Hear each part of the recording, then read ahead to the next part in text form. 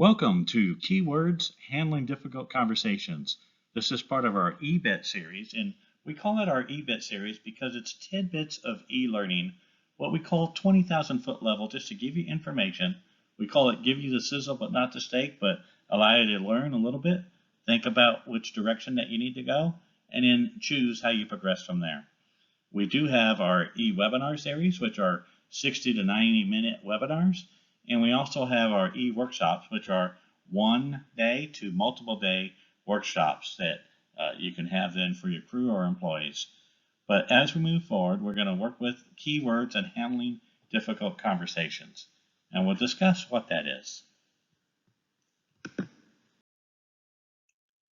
Difficult conversations. One of the things that I mentioned to all leaders when we work in leadership workshops and training is that confrontation is a benefit. Now, this does not mean to be confrontational. What it means is to confront issues as they occur. And sometimes those issues will bring up what we call difficult conversations. Or perhaps they're just difficult in our mind because we haven't learned how to address them to get to the other side. As I teach in leadership, the more you have these conversations, that you don't let them simmer, but you handle them quickly, you will get better at it, and you will actually get known for it as well. So whether you're in leadership, because difficult conversations, as we mentioned here, can be about behavior modification. We need to correct somebody, and it's like, oh, I know they're going to argue with me. Well, we still need to move forward if they're not doing exactly what we are paying them for and what will drive high success and results.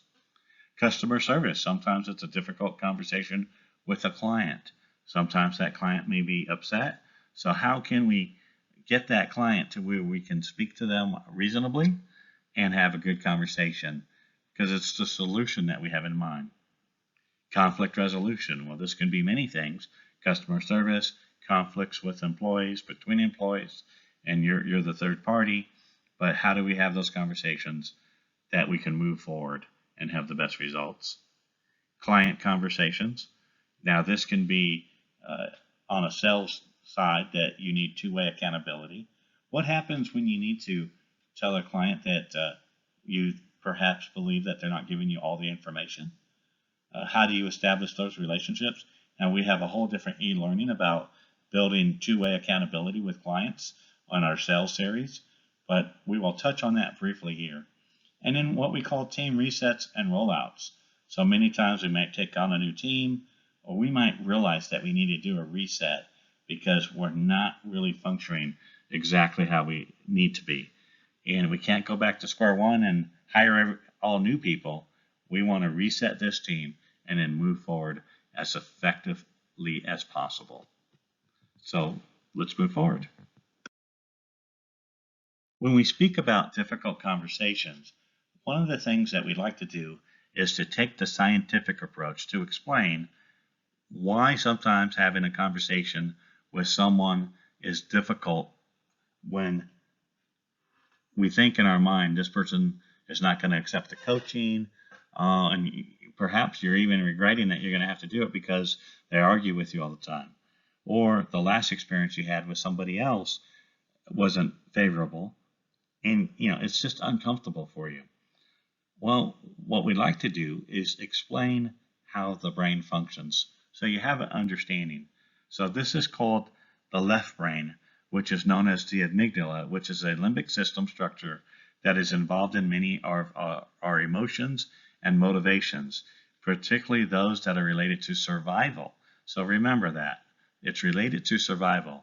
It is involved in the processing of emotions such as fear, anger, and pleasure.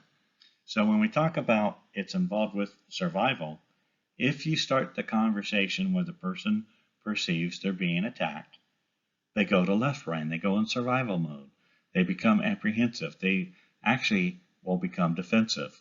Now remember, it's also, we talk about fear and anger, but even pleasure, because pleasure can take irrational and make us think irrational or do irrational things. So that's the left part of the brain. So when you hear someone say left brain, it's where our emotions come from. It's where our defenses come from, our apprehensions come from, but most of all, as it described there, it's our survival left side of our brain. The other part of the brain is called the frontal cortex, which is where logic and reason come from. So if we're talking to someone and we're able to speak to them where they're in their frontal cortex, we can speak logically and speak about reason and usually come to a good solution. So really, the challenge is, how do you avoid, one, pushing someone into the left side of the brain, or how do you move someone from their left brain to their frontal cortex that you can have then a good conversation with good results. If you have that person that's just going to stay in their left brain, you have to learn the tactic to move them to the frontal cortex, or pick a time when the conversation will be best. But if every situation goes to where you can't have the conversation, you need to learn better skills. And here's where we teach key words and phrases that help you start the phrasing and the sentences to become part of your vocabulary.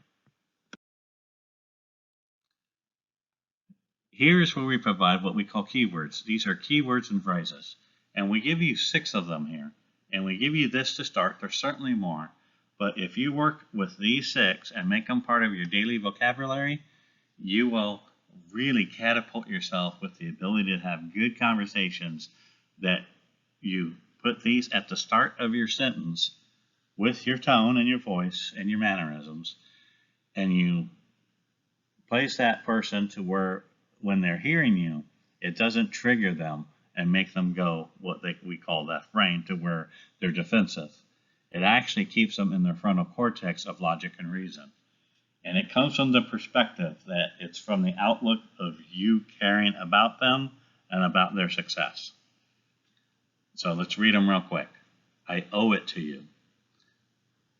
Out of respect for you. Because you are important to me. The last thing I would want to do. I know you're busy, as am I, coming across respectful, or one of the best ways I can assist.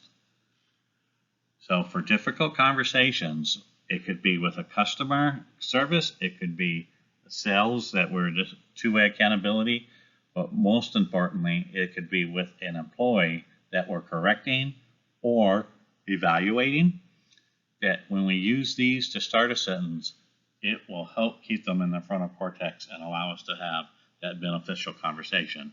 And in fact, you can use several together, and as you learn them in your vocabulary, you will. Couple examples. Our employee's named to Jim. Jim, I owe it to you to bring this to you.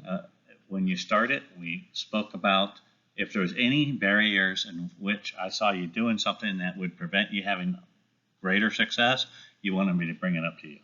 So out of respect for you, I'm bringing you this information so we can discuss on how you can improve it and make that better, because your success is important to me. So you can see I used 3 different ones within that. It becomes natural. The last thing I'd want to do, Jim, is to not bring any of these issues to you and it hinder your success. And one of the best ways I can assist you is to coach you, correct you, evaluate, bring you the results, and let you know the best ways or the best solutions that will help you drive and receive this promotion. There's just so many different ways that you can utilize this, but it takes practice. And this is when we're working with clients, we have them bring exact issues that have occurred that we can role play.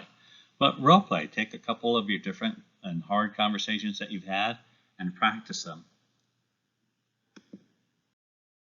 Because remember, you need to practice, practice, practice, and learn the vocabulary. As you make it part of your vocabulary, it becomes natural. You don't want to start someone out in left brain.